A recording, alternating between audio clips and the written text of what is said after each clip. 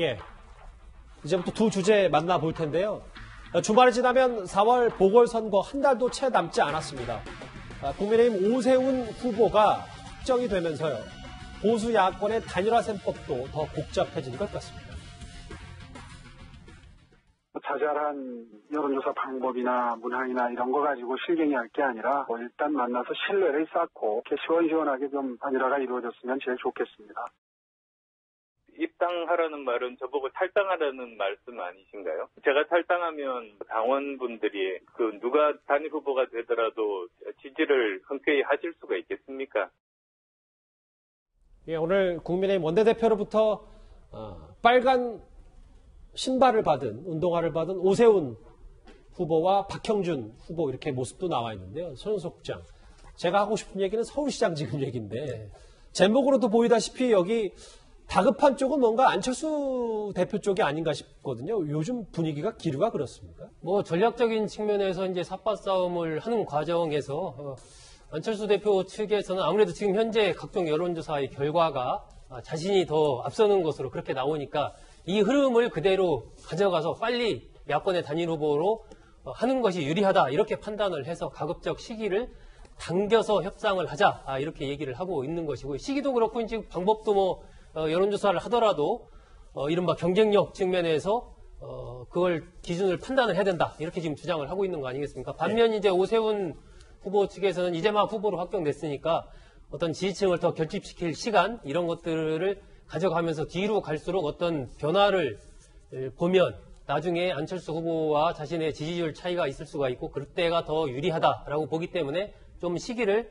좀 천천히 가져가는 것이 더 유리하다 이렇게 판단을 하는 것이고 어떤 적합도라는 측면에서 이 정당의 힘을 바탕으로 중심이 돼서 그걸로 판단해서 단일 후보를 선정을 해야 된다. 이렇게 지금 서로 삿바싸움이 치열하게 펼쳐지고 있는 상황입니다. 유다 변호사님, 네. 짧게 좀 부탁드릴게요. 왜냐하면 이게 나경원 후보가 이제 된 게 아니라 오세훈 후보가 됐기 때문에 중도층 싸움이 뭔가 치열하면 두 사람 다 뭔가 전략 수정이 좀 이루어져야 되는 거 아닌가라는 지적도 있거든요. 네.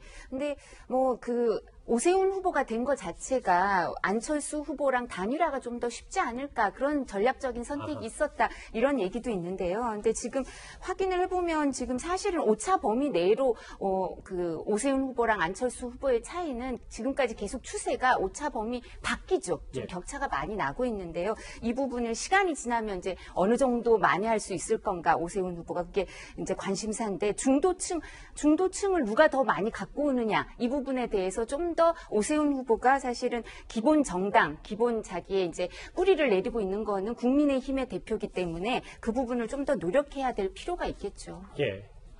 오세훈 후보가 당초 예상을 좀 뒤엎고 서울시장 국민의힘 후보가 되니까 여권에서도 좀 긴장감이 감도는 건 뭐 감출 수가 없을 것 같습니다. 박영선 후보의 목소리 듣고 오겠습니다.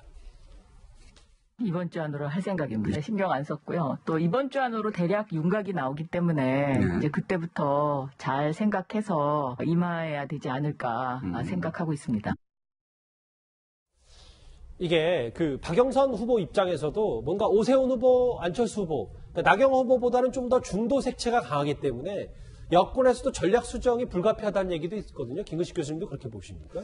우선 오세훈 후보가 국민의힘 후보로 이제 공식 결정이 된 상황은 안철수 후보 측 입장에서도 단일화에 상당한 전략 수정이 좀 불가피해 보이고요. 예. 박영선 후보도 본선을 겨냥했을 때 오세훈, 안철수 두 명이 단일화로 올라온 사람을 상대해야 되는데 그 기세라는 게 있거든요. 그러니까 사실은 이제 가장 중요한 것은 중도층이라고 하는 중원 전쟁, 그렇죠. 중원을 빼앗기 위한 중원 전쟁이 있기 때문에 중원 전쟁에서 다양한 전략 전술을 짜야 되겠습니다만 박영선 후보 입장에서는 그것보다는 지금 오세훈, 안철수 두 분의 단일화가 한 18, 19일 전까지는 돼야 되는데 이 단일화가 그래도 가장 순탄하게 그리고 합리적 방식으로 아주 아름다운 단일화의 결과가 나와서 어떤 기세를 잡아버리면 그 기세는 사실 굉장히 위험하거든요. 예. 그다음에 첫 번째는 또 더 중요한 게 이번 서울시장 보궐선거가 여당 측의 귀책 사유로 진행된 선거이고 또 하나는 정권 심판이라고 하는 또 이 기본의 어떤 서울 시민들의 또 투표 행태가 있기 때문에 만약에 단일화가 성공적으로 되고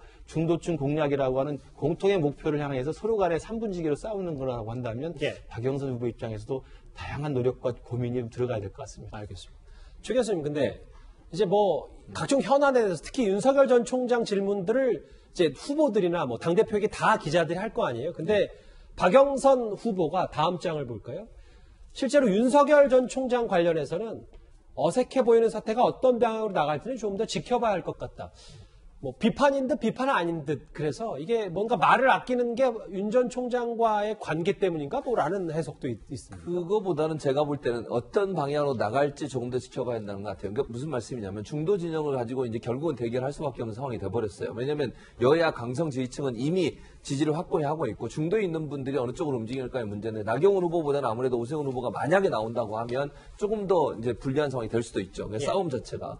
그런데 문제는 뭐냐면 이 프레임 자체가 최근에 들어서 처음에 이 선거가 시작될 때 재보궐선거 결정될 때만 해도 정권 심판은 힘을 받으면서 야권의 지지율이 훨씬 높았어요. 네. 근데 조금씩 거의 근접하게 온 상태거든요.